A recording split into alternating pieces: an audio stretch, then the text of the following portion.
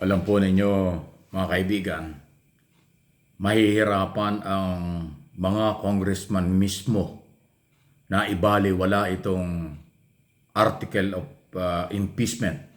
Just imagine, 24 article of impeachment ang ipinail ng 17 mga signatory na civil society against Sara Duterte.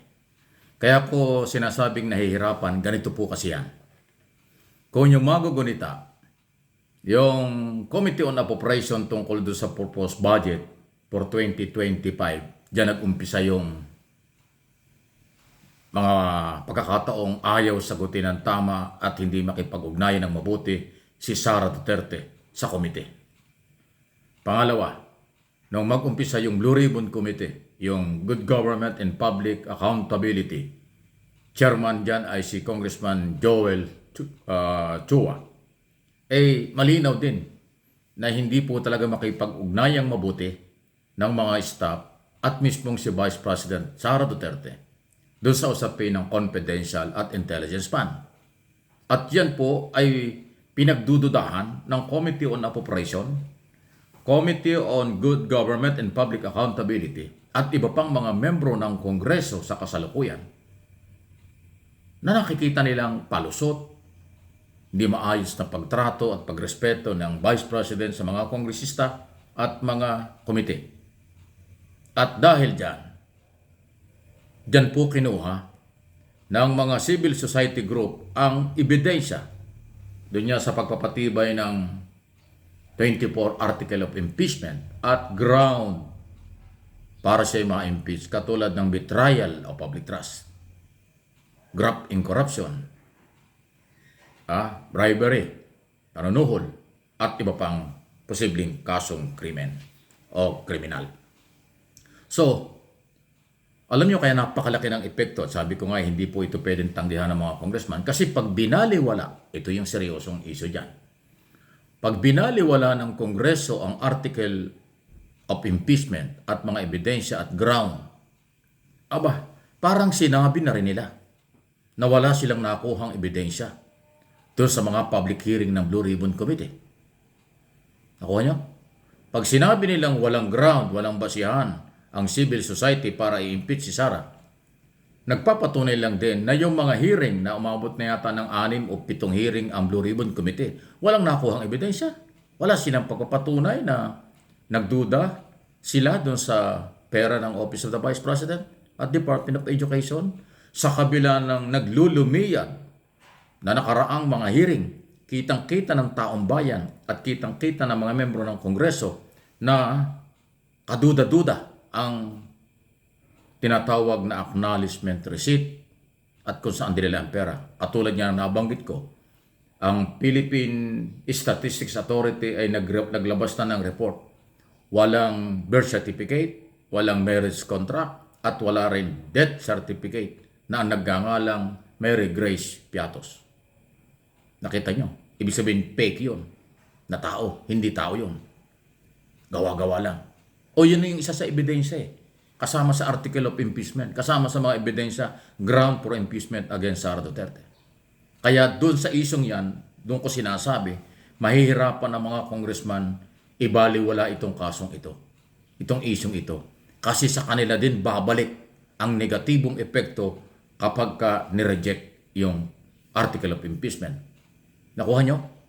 Ulitin ko Yung ebidensya ng civil society ay galing sa public hearing. Na-monitor sa public hearing. Na-monitor nila yung mga kaduda-dudang palusot ng Office of the Vice President. At ang mga congressman ay nagduda rin. Ang tingin nga nila, walang matibay na patunay na nagamit ng tama ang perang nasa Office of the Vice President at Department of Education. Yun yung ginamit sa impeachment. So, hindi ho talaga makakatanggi ang congressman dito. Pag yun ang kailang pinagbasihan, talagang swak ang impeachment case na ito against Sara Duterte. Wala naman akong nakikitang ibang lugar na pinagkunan ng ebidensya ang 17 signatory ay dito sa article of impeachment kung hindi galing sa mga public hearing ng Kongreso. Dahil doon ho talaga nakita ang galaw, attitude at mga sagot ni Sara Duterte at ng kanyang mga staff. Na karamihan niya ay na-contempt kasi hindi nagsasabi ng totoo. Iyon yun. Nako, talagang kailangan ho nating subaybayan ito. Ha? Ang Senado, kung aabot sa kanila ito, ay malamang pwede silang magbulag-bulagan, pwede silang magpakatotoo, pwede naman kung ano. Pero ang taong bayan na magdi-decide yan pagdating ng eleksyon. Sa ngayon pa lang, sa akin pong analysis at opinion, dito ho sa article of impeachment at mga ebidensya, ground for impeachment against Sara Duterte, medyo matindi. Kaya sinabi kong medyo matindi, ayaw kong pangunahan ang Kongreso at Senado. Pero aking pong nasubaybayan at inyo ring nasubaybayan dito sa aking mga channel, ang live na ating coverage at pagbibigay ko sa inyo ng update sa kung anong nangyayari sa mga public hearing ng Committee on Appropriation, Blue Ribbon Committee, pati na rin doon sa Quadcom hearing. Doon po nanggaling itong mga ebidensyang ito eh. Kaya nga hindi pwedeng i-deny ito at ibaliwala ng mga congressman dahil alam nilang totoo yung ebidensya. Malupit. Kaya palagay ko, kung may panahon lang, hindi ito magtatagal sa Kongreso. Baka matransfer nga yung impeachment, article of impeachment naman. Yung article of impeachment for itong impeachment na ito patungo ng Senado. Kasi majority ng mga congressman hindi talaga hon masaya sa naging performance ni Sara Duterte sa mga hearing at pagsagot at pagbatikos sa liderato ng Kongreso at mga congressman. Kung yung mga gunita doon sa galit at press conference ni Sara Duterte, sinabi niyang mga korap ang mga congressman. May banta daw sa kanyang buhay galing sa speaker. O di ba? Ang lulupit niya. Ebidensya. O di ba? Sabi nga ni dating Senador Laila de Lima, lumulubha yung attitude. Lumulubha yung kakaibang statement, galaw at sinasabi ni Sara Duterte na parang malayo doon sa kanyang posisyon as Vice President. Hindi nababagay yung kanyang mga statement sa posisyon bilang pangalawang pinaka mataas na opisyal ng pamahalaan. Ayun. Okay? So yung ebidensya, yung ground, yung article of impeachment, yan pong signatories at 17 iba-ibang organization na tinawag na civil society group ay lehitimo yan. Yan kasi yung susuriin ng Committee on Justice kung may basihan o naaayon sa proseso.